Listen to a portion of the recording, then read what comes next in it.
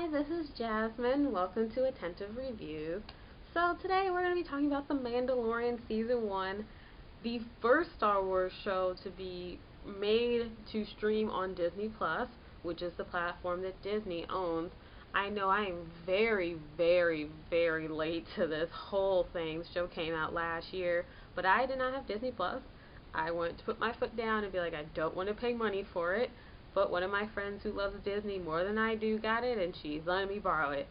Shout out to her. Thank you so much. So I watched the show within 2 to 3 days because I had to work myself to just sit down and watch it and just tell myself, do not move. The show definitely draws you in. Like, I love the visuals and everything. Like, the set designs, the colors, the storyline. It's amazing. Something that I didn't know about until I watched the show all the way through and just started noticing because I try to watch through the credits is two things. Each episode basically was split between, I think, a group of 5 or 6 directors. So not one director was over the entire project. They did have 2 cohesive producers that were over the whole project, same with the writers, but each episode had a different director. Some of the episodes were back to back the same directors, and some of them every other one. So I noticed with like the tone and the direction, and then that explains everything. That's why each episode seems a little different, but altogether is very cohesive, goes together. So that is something I definitely like that they did. One of the directors, which I was surprised about, is Bryce Dallas Howard, who you all know is an actress that's been in several films. She's been nominated for a lot of awards. This is technically her first directorial debut, which is amazing. She did well. I have to probably rewatch her episode to see like what little things you can tell was her, but it was kind of cool. I'm really happy that they let them do that. I did like the storyline. It fits perfectly in the world of Star Wars. I love Star Wars. I've grown up on it. My mother and my stepdad own the original trilogy on VHS, and that's how I first saw it before we got on DVD and started watching the reruns as they showed on television. So I was very excited when this show was coming out, learning more about the Mandalorian because I don't know very much because I've never read the book series. They're in between the movies, and I haven't watched the extended TV shows yet. I don't know if Mandalorian is in that as well. But the most that I knew going into the show was, oh, that guy looks like Boba Fett. That's all I knew. I didn't know a whole lot going into it. So it was nice going into a show not knowing what to expect. Just know that it was definitely going to be a different direction for Star Wars. I love all the actors, side and main characters. All were really amazing. Baby Yoda is the cutest thing I ever saw. And I was watching behind the scenes because there's a whole different series that you can watch to go with it. This behind the scenes where you get to talk with the directors, the producers, the set design people, and the actors. And the fact that Baby Yoda, which pretty much a practical effect, like he was a puppet and a actual physical thing that they could grab. So that's kind of cool because that actually helps the actors like figure out who they're talking to, direct their attention, everything. I did like the fact that Mandalorian never took his helmet off unless he had to, and I think we only saw his face once. That is a mild spoiler, but I will not tell you when and how it happens in the series. That you have to figure out for yourself. Trying not to spoil it. Yeah, I don't think everyone knew Baby Yoda was in the show, so that's like a spoiler in itself that everyone knew like 7 months ago, so that's not me.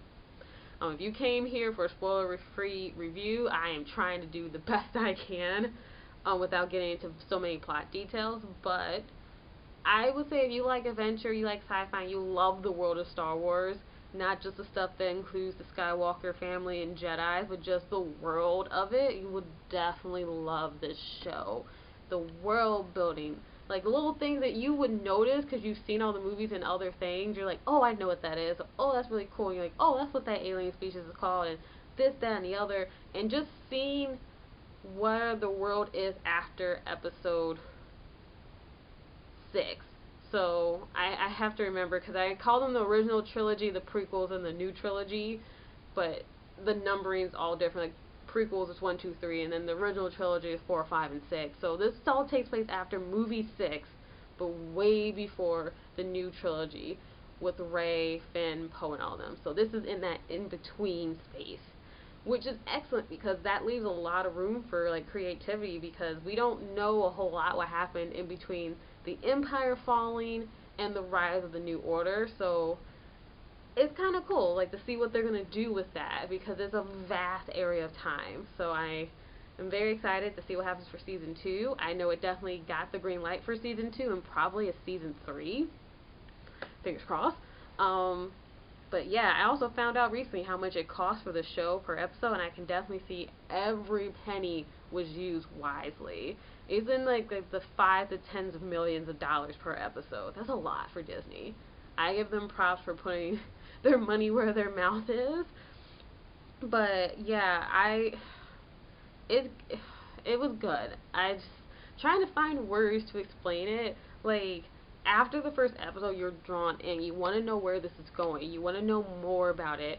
And the fact is, like, they are just like us. Like, they don't even call Baby Yoda, because I don't think anyone knows who Yoda is. Because you gotta think about it. Yoda is only known by so many people that's alive. So, they just call him the child, which is fine with me because there's not that many kids in the show, so you don't get confused. But it was really good. The sound and the music was good. I even liked at the end of each episode, you saw concept art for the episode you just watched. So you can see, like, how they were painting and drawing the sets and the images to get an idea what they're looking at. And then I feel like in a way they were showing you what their idea was before they actually got to set. So, like, how someone's going to look and the shape of them is almost perfect. And it's just like, casting's amazing. I do not know who the casting director is, but I kind of want to congratulate them on that.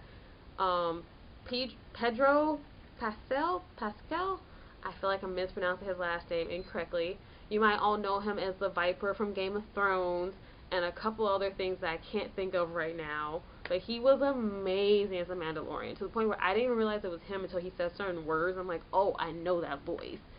So he was very excellent. You know how, like, dedicated you have to be to a character where they're like, we are covering your face. All you have is your voice and your body language. Go. And he did it perfectly well. The fact that he was still able to portray emotion without us seeing his face, that's some great acting right there. So I highly recommend this show if you can get access to Disney Plus. I do not know when season 2 is coming out, especially with everything going on. I believe they either did not start filming or they had to postpone it.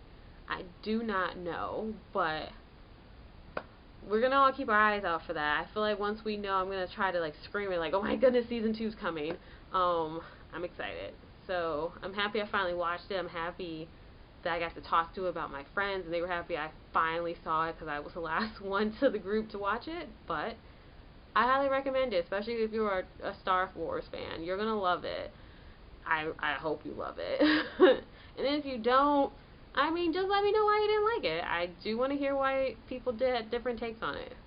But so that's my take on The Mandalorian Season 1. I don't know why I keep saying Season 1, but I think it's because I know Season 2 is coming. But there is only one season right now. So I hope you all get a chance to watch it. Thank you for tuning into this episode. We do have more things coming through. I guess I can give, like, a little hint to what my next thing I want to talk about is.